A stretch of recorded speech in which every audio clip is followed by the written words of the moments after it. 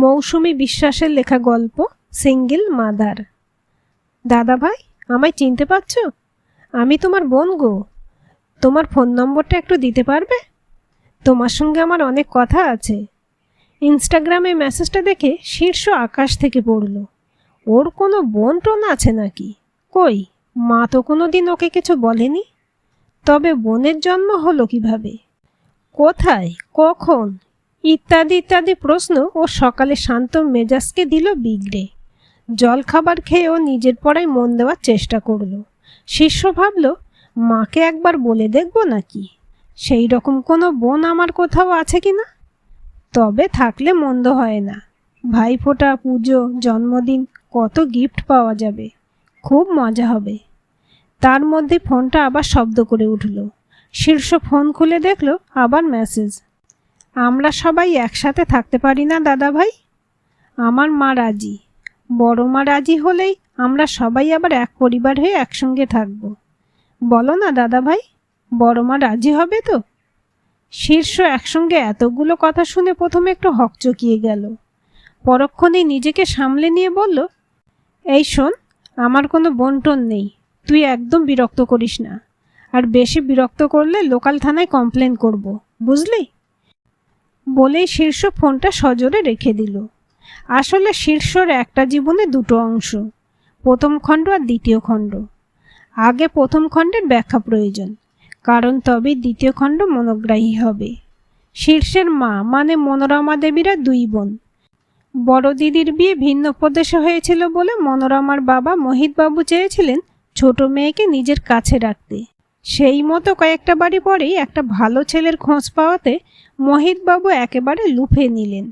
দিনক্ষণ পাকা হয়ে গেল, আর একটা শুভ দিন দেখে চার হাত এক হয়ে গেল। মনোরমা শ্বশুর ঘরে ঠাঁই পেল।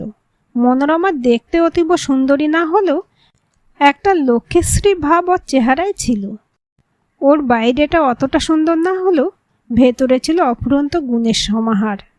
ওর ভেতরের সৌন্দর্য বাইরের খামতিগুলো ঢাকার পক্ষে যথেষ্ট ছিল। বর কোনো সরকারি চাকুরিজীবী ছিলেন না। ওর বরের একটা চশমার দোকান ছিল, আর শাশুড়ি মা শ্বশুরমশাইয়ের পেনশন পেতেন। তাই দিয়ে তিনটি প্রাণী গ্রাসাচ্ছাদনের ব্যবস্থা কোনো রকমে হয়েই যেত।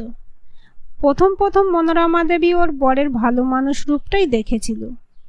তখনও ওর আসল চেহারা বের হয়নি। মনোরমার বরকে তেমন পছন্দ না হলেও মনের দিক থেকে মেনে নিয়েছিল, আর মনকে সান্ত্বনা দিয়েছিল এই বলে যে কোনো রকমে এর স্নেহ ছায়ায় বাকি জীবনটা কাটিয়ে দেবে। দিন মাস যেতে লাগলো। মানুষের মুখোশ পরা শয়তানের মুখোশও পেঁয়াজের আঁশের মতো পরতে পরতে উন্মোচিত হতে লাগলো। শাশুড়িও সমূর্তি ধারণ করলেন। প্রথমত দাবি মোহিতবাবু সঞ্চিত অর্থ। মোহিতবাবু রেলের একজন উচ্চপদস্থ কর্মচারী ছিলেন। অবসরের সময় এককালীন মোটা টাকা সরকারের ঘর থেকে পেয়েছিলেন, আর ছিল মোটা পেনশন। সেই টাকা সিংহভাগ ওনার চাই। আর সেই দাবিতে শুরু হলো মনোরমার উপর অকথ্য অত্যাচার। প্রথমে কথা সেল, মানসিক নির্যাতন, তারপর শুরু হলো শারীরিক টর্চার। সেই টর্চারের মাত্রা ক্রমশ বাড়তে থাকলো। একসময় প্রতিশোধ নেওয়ার জন্য মনোরমার বাপের বাড়ি যাওয়া বন্ধ করে দিল। মনোরমা মার খায়, আর মারের সঙ্গে দুবেলা শরীর মন দেহ সব কিছুই বিলিয়ে দেয়। তবু ওই পাষণ্ডর মন পায় না। মা ছেলে মিলে চরম নির্যাতন শুরু করলো। মেয়ে মানুষ তো, তাই ঈশ্বর বোধহয় গায়ের চামড়াটা একটু মোটা করেই পাঠিয়েছিলেন। প্রথমে মনোরমা ওর বিবাহিত জীবনের কষ্টের কথা বাবা মাকে বলতে চায়নি, কারণ মনোরমা জানতো ও দুঃখের কথা শুনলে বাবা মা দুজনেই কষ্ট পাবে। তাই খুব সন্তর্পণে বাইরে একটা সুখী সুখী ভাব বজায় রাখার চেষ্টা করেছিল। কিন্তু ব্যথার ভার আর দুঃখের বোঝা যখন অসহনীয় হয়ে ওঠে, তখন বুকের সঙ্গে মুখও ফুটে যায়। মনোরমার ক্ষেত্রেও তাই হলো। বাবার কাছে গিয়ে সব জানালে ওর মা একদিন ফোন করে জামাইকে জানালো, খুব অসহ্য হলে আমাদের মেয়েকে আমাদের কাছে ফিরিয়ে দাও। 10 মাস যখন পেটে ধরতে পেরেছি, তখন বাকি জীবনের দায়িত্বও নিতে পারবো। শাশুড়ি মায়ের মুখের এহেন বেদবাক্য ওনার হজম হয়নি। তাই মনোরমা বাবার বাড়ি ফিরে এলে অত্যাচারের মাত্রা দ্বিগুণ হলো। একদিন মনোরমাকে হাত দিয়ে মারতে গিয়ে হাতটা নামিয়ে নিল, আর বলল, তুই বাবার বাড়ি গিয়ে নালিশ করেছিস, তোর মার খাওয়ার যোগ্যতা পর্যন্ত হারিয়েছিস। তর্জনী নাচিয়ে নাচিয়ে বলতে লাগলো। আর মনোরমা চুলের মুঠি ধরে এক হ্যাঁচকা টান, আর মনোরমা গড়াতে গড়াতে গিয়ে পড়ল একেবারে সিঁড়ির নিচে। ওর মাথা ফেটে রক্ত পড়তে লাগলো। তখন ওর শাশুড়িমা বলছেন, মেয়ে মানুষদের এত মুখে মুখে কথা বলতে নেই, মেজাজ বুঝে চলতে হয়। মনোরমা নির্বাক চোখে নিথর হয়ে মেঝেতে পড়ে থাকলো। কতক্ষণও মেঝেতে পড়েছিল ওর মনে নেই। যখন চেতনা পেল তখন দেখলো ওর বাবার দেওয়া খাটেও শুয়ে আছে। সময় তো থেমে থাকে না, আর শরীরও তার চাহিদা ত্যাগ করে না। তাই এই হাসি কান্না আলো ছায়ার মধ্যে মনোরমা অন্তঃসত্ত্বা হলো। মনোরমা এত শোক এত তাপের মধ্যেও নিজের শরীরে নতুন প্রাণের স্ফুরণের বার্তা পেল। ও অনুভব করে কেউ একজন, ওর বড় আপনজন, ওর শরীরে একটু একটু করে বড় হচ্ছে। আর ওর শরীরের সব জ্বালা যন্ত্রণার মলম হয়ে ওর যন্ত্রণাক্লিষ্ট মন প্রাণকে ভরিয়ে দিতে একজন আসছে। মনোরমার এতদিনে শূন্য জীবনে পূর্ণতা এলো, তাই ওর মনে খুব আনন্দ। তবে একজনের মনে কোনো আনন্দ নেই, সে হলো ওর একান্ত আপনজন, ওর বর। খবরটা শুনে মনোরমার খাটের কাছে এসে বসল, আর শোকাতুর হয়ে বিলাপের ভঙ্গিতে বলল, আমরা কয়েকজন বন্ধু মিলে ঠিক করেছিলাম যে এই মেদিনীর বোঝা ভার আর বাড়াবো না।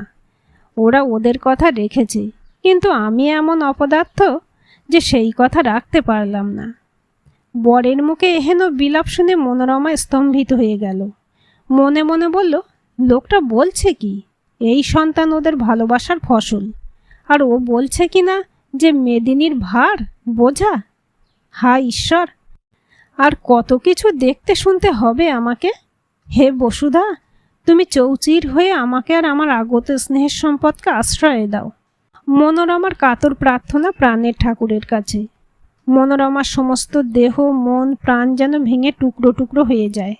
ও মনে মনে ভাবে, আর কত সহ্য করতে হবে আমাকে।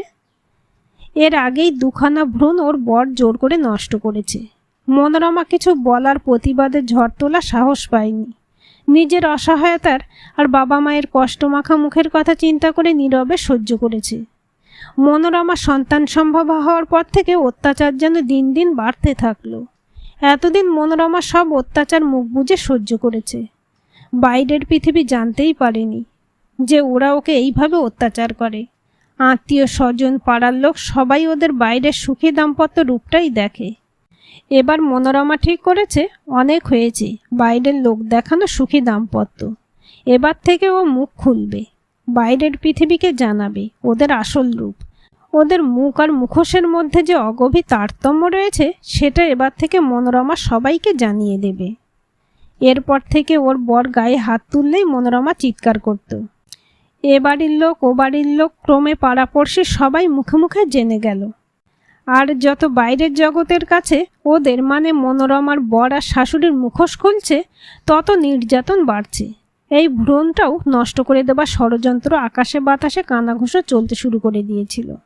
মনোরমার মধ্যেও জেদ চেপে গিয়েছিল যে যেভাবেই হোক এই সন্তানকেও এই পৃথিবীর আলো দেখাবে, আর তার জন্য যদি এই ঘর এই সংসার ত্যাগ করতে হয় ও তাই করবে। মনোরমার উপর কড়া নজরদারি ছিল। ও বাইরের কোনো কাজে গেলে ওর বরের ভাড়া করার লোক ওর সঙ্গে যেত। এখনকার মতো সিসি ক্যামেরা সহজলভ্য হলে ওর বর বোধহয় দু চারটে শরীরের সঙ্গে সেঁটে দিত। বাপের বাড়ি যাওয়া এমনকি যোগাযোগ রাখার স্পর্ধাও মনোরমার ছিল না। তবে গোপনে অনেক কাঠখড় পুড়িয়ে মনোরমা একটা ক্ষীণ যোগাযোগ রেখেছিল। বাবা মা দিদি জামাইবাবু সর্বোপরি মনোরমার নিজের মন অভয় দিল। অনেক হয়েছে হেতা, এবার অন্য কোনোখানে পাড়ি দিতে হবে, বাঁচতে হবে। যে প্রাণ আসছে তাকে বাঁচাতে হবে। শেষ পর্যন্ত মনোরমা সহ্যের সীমা ছাড়ালে এক কাপড়ে ও স্বামীর ভিটে পৃথিবীর সবচেয়ে নিরাপদ আশ্রয় ত্যাগ করল। ভালোবাসা না থাকলেও একটা সূক্ষ্ম মায়ার বন্ধন লেগেছিল সেই ক্ষয়ে যাওয়া মরচে ধরা সম্পর্কে। তাই সেই ক্ষয়ে যাওয়া সম্পর্কের বাঁধন ছিন্ন করে সারা জীবনের মতো বাবার ঘরে ফিরে আসার যন্ত্রণা তীব্র মনোকষ্ট মনোরমার সমস্ত দেহ মনকে ক্ষত বিক্ষত করে তুলেছিল। অথচ আর 5টা মেয়ের মতো মনোরমাও চেয়েছিল স্বামী সন্তান নিয়ে সুখে সংসার করতে, কিন্তু বিধাতা সেই আশীর্বাদ ওকে দেননি। তাই স্বামী সুখ সংসার কোনোটাই ওর ভাগ্যে টিকল না। ওর সংসার বালির বাঁধের মতো তাসের ঘরের মতো একদিন ভেঙে গেল। মনোরমা বাবার বাড়ি ফিরে এলো। ওরা বাধা দেওয়ার চেষ্টা করলেও সফল হয়নি। তাছাড়া ওর ঘর ছাড়ার সময় ওর বর বাড়িতে ছিলেন না, তাই ও সহজেই ওই বাড়ি থেকে নিরাপদে নির্বিঘ্নে বাবার বাড়িতে ফিরে এলো। মনোরমার জীবনের প্রথম আখ্যান। আর ওর ছেলের শীর্ষ জীবনের শুরু সাতকাহন ছিল এইরকম মর্মবিদারী আর কণ্ঠকাকীর্ণ। সুখ আর দুঃখ, হাসি কান্না সব কিছু যেন মানুষের জীবনের সামন্তরালে আবর্তিত হয়। মনোরমার জীবনেও তাই হলো। ওর পেটে বিদ্যা ছিল, মা সরস্বতী ওকে দুহাত ভরে জ্ঞান দিয়েছিলেন। সেই আশীর্বাদই হলো ওর পরবর্তী জীবনে এগিয়ে যাওয়ার পাথেয়। ওর বাবার বাড়ির নিরাপদ আশ্রয় ছিল, আর ছিল মায়ের স্নেহের আঁচল। কোনো কিছুরই ঘাটতি ছিল না, আর মনে ছিল অফুরন্ত উদ্যম। নতুনকে সাদরে বরণ করার অনন্ত ইচ্ছা আর লিপ্সা। আর শরীরে ছিল তেজ, আর মনে ছিল লড়াই করার দুর্নিবার ক্ষমতা। বাবার নিরাপদ আশ্রয় সাময়িকভাবে জীবনকে একটুখানি স্বস্তি দিলেও মনোরমার আত্মমর্যাদা বোধ ছিল ভয়ঙ্কর তীক্ষ্ণ। বাবার অর্থে ওর গ্রাসাচ্ছাদন হয়ে গেলেও ও সন্তান কখনো কারোর অনুগ্রহের দানে বাঁচুক সেটা মনোরমা কখনো চায়নি। ও শুধু চেয়েছে ওর সন্তান লালন পালনের ভার দায়িত্ব ওর একার। এই দায়িত্ব ও আর কারোর উপর দিতে চায় না। ও একা লড়াই করে ওকে যেমন এই পৃথিবীর আলো দেখাবে, ঠিক তেমন ওর অর্থেই ওর সন্তান বাঁচবে। যে নবজাতক আসছে তার জন্য তার ভবিষ্যতের কথা ভেবে মনোরমা মা সরস্বতীর আশীর্বাদকে পুঁজি করে স্থানীয় একটি কলেজে পার্ট টাইম জব পেয়ে যায়। আর সেই কাজই ওর নতুন জীবনে নতুন দিগন্ত খুলে দেয়। মা সরস্বতী ওকে দুহাত ভরে বিদ্যে দান করেছিলেন, তাই কলেজে পড়ানোর সঙ্গে সঙ্গে প্রচুর ছাত্রছাত্রী ওর কাছে প্রাইভেট টিউশন নিতে আগ্রহী হলো। ওর নতুন রোজগারের পথ খুলে গেল। মনোরমা যখন বাবার বাড়ি ফিরে আসে তখন ওর গর্ভে সন্তানের বয়স মাত্র 6 মাস। উল্টো দিকের লোকজনও চুপ করে বসেছিল না। যতটা কাদা ছেটানো যায়, কুৎসা রটানো যায়, সব চেষ্টাই করেছিল। এমনকি কলেজে পড়াতে যাওয়া আসার পথে ফ্লাইং অশ্রাব্য কথাবার্তা ছুড়ে দিত। মিথ্যা রটনা, চরিত্রের দোষ কোনো কিছুই বাদ যায়নি। মাঝে মাঝে হুমকি দিত যে এই সন্তানের পিতৃত্ব ওর নয়। মনোরমা কিন্তু অনড় লক্ষ্যে স্থির। কোনো কিছুই যেন শরীরে রক্ত মাংসের আবরণ ভেদ করে মনের গভীরে দাগ কাটত না। ওর এখন একটাই লক্ষ্য, ওর সন্তান, ওর ভবিষ্যৎ। ওকে সুরক্ষিত আগামী দিন উপহার দেওয়া। ওর সমস্ত দেহ মন যেন কলেজ আর টিউশনে নিবেদিত। রাত দিন শুধু পড়ানো আর পড়ানো। তবে মা ছিলেন এই দুর্যোগের বরাভয় দাত্রী। সমস্ত ঝড় ঝাপটা থেকে, দুর্যোগ থেকে মেয়েকে আর মেয়ের ভাবী সন্তানকে রক্ষা করার সব দায়িত্ব নিজের কাঁধে তুলে নিয়েছিলেন। শরীরের পতন অথবা মন্ত্রের সাধন, এই মন্ত্র তখন মনোরমা শিরায় শিরায়। সকাল থেকে রাত পর্যন্ত নাওয়া খাওয়া ভুলে শুধু কলেজ আর টিউশন।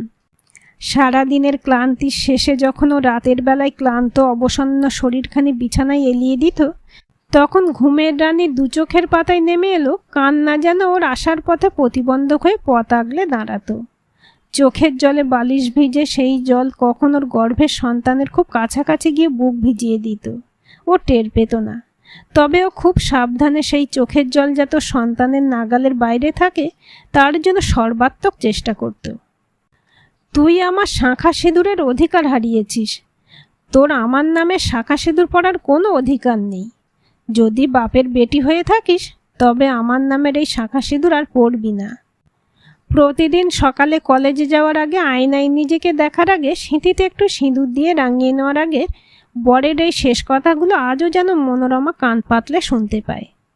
সেই দিন নিজের হাতে ওর সিঁথির সিঁদুর, হাতের শাঁখা সব ভেঙে ওকে নিরাভরণ করেছিল। এক বস্ত্রে সম্পূর্ণভাবে বৈধব্যসাজ পিতৃগৃহে এসেছিল। আজও সেই দিনের স্মৃতি ওর মনের আয়নায় জল করে জ্বলে। আয়নায় নিজেকে দেখার আগে নিজের মুখটা মনোরমা খুব গভীরভাবে নিরীক্ষণ করে নেয়। ওর মনে হয় ও কি ভগবানের খুব কুৎসিত সৃষ্টি।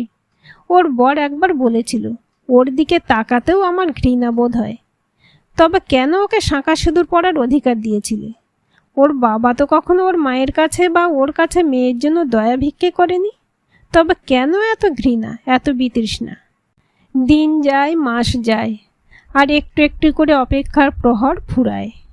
তখনও মনোরমার ডিভোর্স ফাইল করেনি।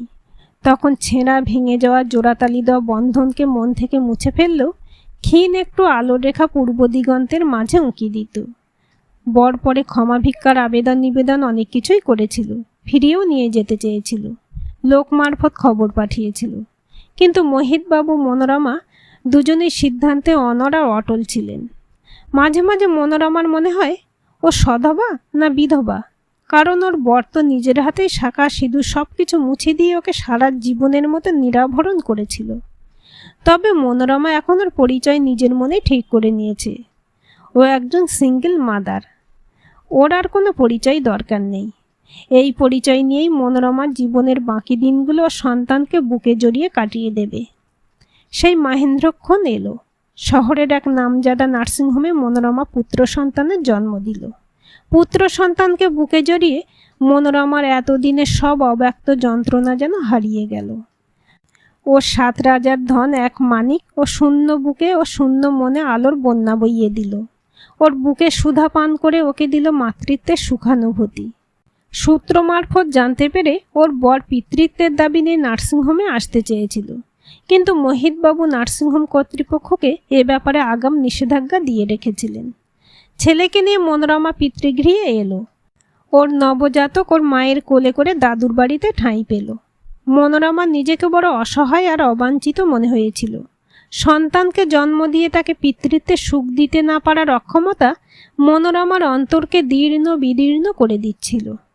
আজকের দিনে যাকে বিশেষ করে প্রয়োজন, আজ মনের দিক দিয়ে সে কত দূরে।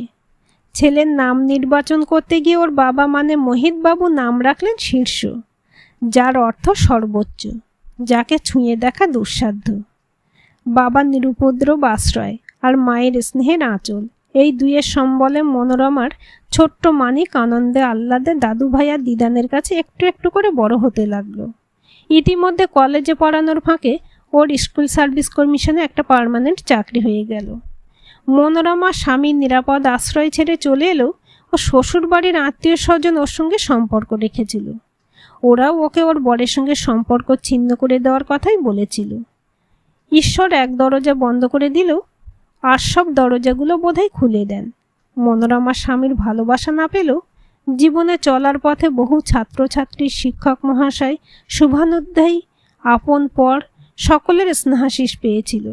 ওর চলার পথে এই অফুরন্ত ভালোবাসার মধুভাণ্ডই ছিল ওর রসদ। এর মধ্যে একদিন কাগজে কলমে আইনসম্মতভাবে ওদের বিবাহ বিচ্ছেদ হলো। সময় কেটে যেতে লাগলো আপন ছন্দে। মনোরমার তখন টিউশন বন্ধ, শুধু স্কুল আর ছেলে, এই নিয়েই ওর জীবন বাঁধা ধরা গতে বয়ে যাচ্ছিল। এদিকে আর একজনের চাকরির টাকার লোভ আর পিতৃত্বের লোভ, এই দুই লোভ আর লালসার মায়া সংবরণ করা দুঃসাধ্য হয়ে উঠেছিল। বিভিন্নভাবে মনোরমাকে উত্ত্যক্ত করার ফন্দি ফিকির খুঁজতে শুরু করলো। ছেলে বাড়ির সীমিত গণ্ডি ছাড়িয়ে বাইরের জগতে পা দিল। সেখানেও হানা দিয়ে বাবার পরিচয় জাহির করতে চাইল। এখানেও মনোরমা আর মোহিতবাবু কঠোর হস্তে স্কুল কর্তৃপক্ষকে আগাম সব বলে রেখেছিলেন, তাই সেখানে গিয়ে আর তেমন সুবিধা করতে পারল না। ছেলেও সময়ের সঙ্গে সঙ্গে বড় হতে থাকলো, আর মনোরমা ওর জীবনের গল্প ছোট ছোট করে ছেলেকে শোনাতে থাকলো। ছুটির দিনে দুপুরগুলো, কর্মব্যস্ত দিনের সন্ধে রাতগুলো ছেলের সঙ্গে খুনসুটি আর ওর সাহচর্যে কাটতে লাগলো। কখনো কখনো ছেলের আবদার মেটানোর জন্য মাকে ঘোড়া সাজতে হতো। তখন হয়তো পিঠের কাটা দাগ, গরম তেলে ছ্যাঁকার দাগ, সিগারেটের দাগগুলো দেখে ছেলে আতঙ্কিত হয়ে আধা আধা কণ্ঠে জিজ্ঞেস করত, এগুলো কিসের দাগ মা? কেউ মেরেছে? খুব ব্যথা হয়েছে? ছেলের কথা শেষ হওয়ার আগেই মনোরমা কথার প্রসঙ্গ পাল্টে ফেলত। কিন্তু মনের ভেতরে দগদগে ঘাটা পুরনো ব্যথায় আঘাত করলে যেমন শিউরে উঠতে হয়, সে জানান দেয়, আমি এখনও অন্তরের গভীরে প্রচ্ছন্ন আছি। সেই রকম মাথাটা চাড়া দিয়ে ওঠে, কারণ মনোরমা কোনো কিছুই লুকোতে চায়নি। ওর ইচ্ছা ছেলে ওর মায়ের জীবনের একক লড়াইয়ের গল্পটা ভালোভাবে জানুক, একান্তে অনুভব করুক। ইতিমধ্যে মনোরমা মাতৃহারা হলো। আরও একবার বিয়োগ ব্যথায় মনোরমা বুকের মাঝখানটা টনটন করে উঠল। নিজেকে সামলে নিয়ে ছেলে আর স্ত্রী শোকে মুহ্যমান বাবাকে নিয়ে শুরু হলো আর এক লড়াই। ছেলে প্রাথমিক উচ্চ প্রাথমিকের গণ্ডি অতিক্রম করে শিক্ষার বৃহত্তর আঙিনায় পা রাখল। ছেলে সময়ের সঙ্গে সঙ্গে বড় হচ্ছে, আর মনোরমা একটু একটু করে বয়োবৃদ্ধা হচ্ছে। মনোরমার একক লড়াইয়ে মনোরমা নিজের নামে 2খানা ফ্ল্যাটের দাবিদার। ওর পায়ের তলার নরম মাটি আজ বজ্র কঠিন। ছেলে এখন বিটেক কমপ্লিট করে নিজের পায়ের তলার মাটি শক্ত করার কাজে নেমে পড়েছে। ইতিমধ্যে মনোরমার পিতৃবিয়োগ হয়েছে। মনোরমার মন এখন অনেক শক্ত। সেই শক্ত মাটি দিয়ে আর অন্তরের পবিত্রতা বিশুদ্ধতা দিয়ে ছেলেকে নিজের মনের মতো করে গড়ে নিয়েছে। ছেলের জয় মানেই ওর জয়। ওর ত্যাগ তিতিক্ষা ওর প্রেরণায় ছেলে আজ শক্ত জমির উপর দাঁড়িয়ে আছে। ইত্যবসরে মনোরমার বর দ্বিতীয়বার সংসার পেতেছে। ওর শাশুড়ি পরলোকে গমন করেছেন। ওদের একটা কন্যা সন্তান হয়েছিল। এরপরেই এলো টুইস্ট। ছেলের কাছে পিতৃত্বের দাবি, দাদার কাছে ভ্রাতৃত্বের দাবি। বাবা অনেকবার চেষ্টা করেছিল ছেলের সঙ্গে যোগাযোগ করার, কিন্তু সফল হয়নি। ছেলে অবহেলায় ফিরিয়ে দিয়েছিল। যে পিতা জন্ম দিয়ে পিতৃত্ব অস্বীকার করে, সেই কিনা সময়ের পরিবর্তনে পিতৃত্বের দাবি নিয়ে ছেলের দরজায় করাঘাত করে। কি আশ্চর্য এই পৃথিবী আর তার মানুষজন। অতঃপর মেয়েকে কাজে লাগিয়ে কাজ হাসিল করার অপচেষ্টা। একদিন রাস্তা স্কুল থেকে বাড়ি ফেরার পথে একটা 12-13 বছরের মেয়ে হঠাৎ করে রাস্তার মাঝে মনোরমার পায়ে হাত দিয়ে প্রণাম করে, কুশল বিনিময় করে। মনোরমা প্রথমে বুঝে উঠতে পারেনি। পরে আসল খেলা বুঝতে পেরেই শটান বাড়িমুখো হয়। মাকে কায়দা করতে অসফল হলে এবার ছেলের পালা। প্রথমে সেন্টিমেন্টাল ব্ল্যাকমেল করার চেষ্টা, পরে অকৃতকার্য হলে বাড়ি আসার অপচেষ্টা। ছেলে পরিষ্কার করে ওদের জানিয়ে দিয়েছে, এই পৃথিবীতে মা ছাড়া আর কোথাও আমার কোনো বন্ধন নেই। মাই আমার জীবনের শেষ আর একমাত্র বন্ধন। তাই ছেঁড়া সুতো আর নতুন করে জোড়া লাগানোর অপপ্রয়াস যেন ওরা না করে। ওরা মা ছেলে ওদের মতন করে বাঁচতে চায়। ওদের পৃথিবীতে আর কারোর প্রবেশের ছাড়পত্র ওরা আর কখনোই দেবে না। আজ সেই মানুষটাই বয়সের ভারে রোগ জর্জর জীর্ণ অর্থকষ্টে পথভ্রষ্ট। আজ তাই নিরাপদ আশ্রয়ের খোঁজে বাবা মেয়ে নতুন করে সম্পর্কের বিনিসুতোর বাঁধন গেঁথে তাকে গলার মালা করে পড়ার প্রয়াস। একদিকে প্রচুর অর্থ, বাড়ি গাড়ি বিষয় সম্পত্তির হাতছানি, অন্যদিকে নিজের ভাঁড়ারে মা ভবানী দশা। সেই শনির দশা থেকে রাহুর গ্রাস থেকে মুক্ত করে নিরাপদ নিরুপদ্রব জীবনে হাতছানি যে ওদের মনোরমার প্রতি ও ছেলের প্রতি আকৃষ্ট করেছে, মনোরমা সেটা ভালো করেই অনুভব করে। মানুষ কি মন থেকে ইচ্ছাকৃতভাবে সব পুরনো স্মৃতি ভুলে যায়? মনোরমা আজও বাথরুমে স্নান করতে গেলে সেই পুরনো ক্ষতগুলোতে হাত বুলায় আর ভাবে সব স্মৃতি মুছে গেলেও পুরনো ক্ষত সারা জীবন থেকে যায়। একদিন যে মানুষটা একটা সন্তান সম্ভবা মেয়েকে কুকুর বেড়ালের মতো বাড়ি থেকে দূর দূর করে তাড়িয়ে দিয়েছিল, সেই মানুষটাই আজ ভাগ্যের ফেরে সময়ের পরিবর্তনে সেই ছেঁড়া খড়কুটোকে সম্বল করে বাঁচতে চায়, তাকে আপন করতে চায়। ভাগ্যের কি নিষ্ঠুর পরিহাস। মনোরমা ও ছেলের উপর কোনোদিনও জোর করে কিছু চাপিয়ে দেবে না। ওর মন ওর অন্তরাত্মা যা বলবে ও যেন তাই করে, এটাই মনোরমা চায়। আজ ওর আর ঈশ্বরের কাছে ক্ষমা চাওয়ার মতো কিছু নেই। ওর একার লড়াইয়ে ও আজ ছেলেকে উপযুক্ত করে তৈরি করে নিয়েছে। এটাই ওর সব পাওয়ার মাঝে সেরা প্রাপ্তি। তবে একটা গোপন দুঃখ ওর মনকে ওর অন্তরাত্মাকে মাঝে মাঝে পীড়া দেয়। ওর ছেলের না পাওয়া বাবা সম্বোধনের স্বাদ, যেটা হাজার চেষ্টা করলেও ও দিতে পারবে না। তবে এই একটা সুখ ছাড়া ওর মাতৃত্বের ডালি উজাড় করে ওর মমতার আঁচল ভরে পৃথিবীর সব সুখ মনোরমা ওর ছেলের জন্য কিনে আনবে। এটা ওর প্রতিজ্ঞা, এটা ওর কমিটমেন্ট, ওর ছেলের কাছে, ওর নিজের কাছে। গল্পটি কেমন লাগলো কমেন্ট করে জানাবেন। ভালো লাগলে লাইক শেয়ার এবং সাবস্ক্রাইব করবেন আর অবশ্যই বেল আইকনটি ক্লিক করে রাখবেন।